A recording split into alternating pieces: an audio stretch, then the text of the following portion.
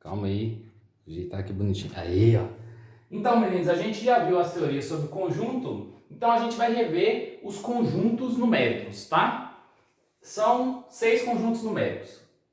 Lembrando que conjunto sempre é representado por uma letra maiúscula, né? Igual eu já tinha falado.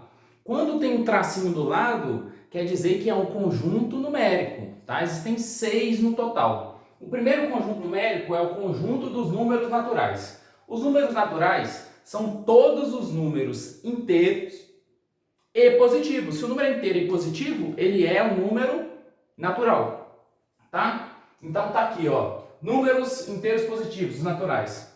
0, 1, 2, 3, 4, 5 e segue a vida, beleza? Aí o próximo conjunto é o conjunto dos números inteiros, que não é o I, é o Z, tá? De zinteiros. Beleza, então. O conjunto dos números inteiros são todos os números inteiros, todos eles, os negativos e os positivos. Então vai ser do menos infinito até o mais infinito, só que não tem vírgula, não tem fração, não tem nada do tipo, tá bom? Dá para perceber aqui que o natural e o inteiro, eles são o que um do outro?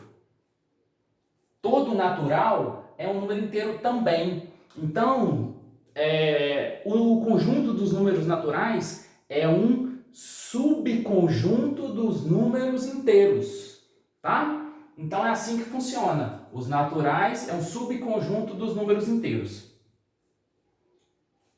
Mas os dois são infinitos. Mas existem infinitos que são maiores que outros infinitos, tá? Nesse caso, o conjunto dos inteiros é bem maior do que o conjunto dos naturais, apesar dos dois serem infinitos. O terceiro conjunto é o conjunto dos números racionais, que é a letra Q. Não usa R também. A definição matemática é essa aqui, ó. X, tracinho, tal Q, x é igual a P sobre Q, onde P é o inteiro e Q é o inteiro diferente de zero. Vou explicar matematicamente como é que fala, o que significa isso aqui. Esse primeiro número aqui quer me dizer o que é o meu conjunto. O meu conjunto é x. O que é x? Qualquer número, não é isso? Então, o meu conjunto é um número, qualquer número. Esse tracinho quer dizer só que. Não é qualquer número que existe. Tem uma condição para ele. E o tracinho vai me falar a condição. Então, os racionais é um número, só que esse número tem que ser escrito como uma fração, tá? Uma fração, onde o P tem que ser um inteiro e o Q também tem que ser um inteiro, só que diferente de zero. Ou seja, são todos os números que dá para ser escritos como uma fração, mas não é qualquer fração. O número que está em cima, o numerador, tem que ser um número inteiro e o denominador tem que ser um inteiro diferente de zero, tá? Então, essa é a minha definição de conjunto dos números racionais. São todos os números que dá para ser escrito como uma fração, onde o número de cima é um inteiro e o número de baixo é um inteiro diferente de zero, tá? Ou seja, são todos os números, só tem dois números que não dão para ser escritos como uma fração, com o número inteiro em cima e embaixo, que são as raízes indefinidas e as negativas, tá? Negativa não entra, nem no real. Então, a raiz indefinida é negativa e as dízimas não periódicas. Dízima não periódica é aquela dízima que vocês já conhecem, é a dízima, só que não tem uma lógica, não tem um período, não periódica, não tem um período, tá? Então, tipo o π. Vou dar um exemplo aqui em cima, ó. 14, 3, 4, 5, 1, 7, 8, 1, 2... Qual que é o próximo número? Não sei, porque ela não segue um período, tá bom? Se não segue um período, não tem como ser escrito para fração, automaticamente não é um número racional, tá? Então, as dízimas não periódicas, raízes indefinidas, não são racionais. Elas são irracionais. Irracionais são todos os números que não são racionais, ou seja, as dízimas não periódicas e as raízes indefinidas. Aí eu dei alguns exemplos. Raiz de 2, raiz de 3, π e esse númerozinho aqui que a gente vai ver lá no finalzinho do ano, que é o número de Euler, tá? Esses dois números são dízimas não periódicas e essas são raízes indefinidas. Então, os números racionais são todas as raízes indefinidas e as dízimas não periódicas. Corona. Raiz de 4 não é irracional, porque a raiz de 4 tem um valor exato que é 2. E 2 é um número racional natural inteiro, tá? A definição dos números reais é a mais simples de todas. São todos os números racionais mais os irracionais. É a união desses dois conjuntos. Ou seja, são todas as dízimas não periódicas, as indefinidas, mais os números que não podem ser escritos como uma fração. Então, o real, por enquanto, é o conjunto todo. Quando vocês estavam lá no 6º ano, a tia Otília, ela falava assim: raiz negativa não existe, professor. Hein, meninos? Não existe raiz negativa, mas existe sim, e a gente vê lá no 3º ano que existe sim.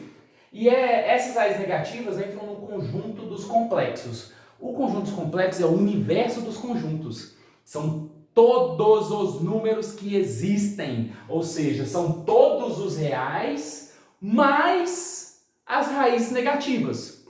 Então, esse é o conjunto dos números complexos, é o universo. Tá? Por enquanto, a gente vai falar que não existe, mas existe sim. Eu já estou enchendo o saco de vocês desde o 8º ano.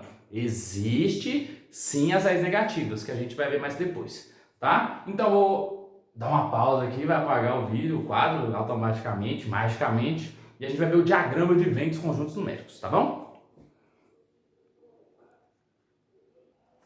Então, meninos, diagrama de Venn dos conjuntos.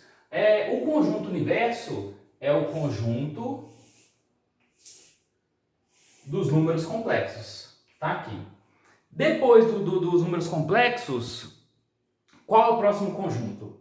É o conjunto dos reais. Todo número real é complexo. Então vamos supor que esse quadrado aqui tá todos os números que existem no universo. O universo não, né? Na Terra, né? Porque o universo é muito grande. Então, enfim, todos os números que existem na Terra. Aí vai vir aqui, ó.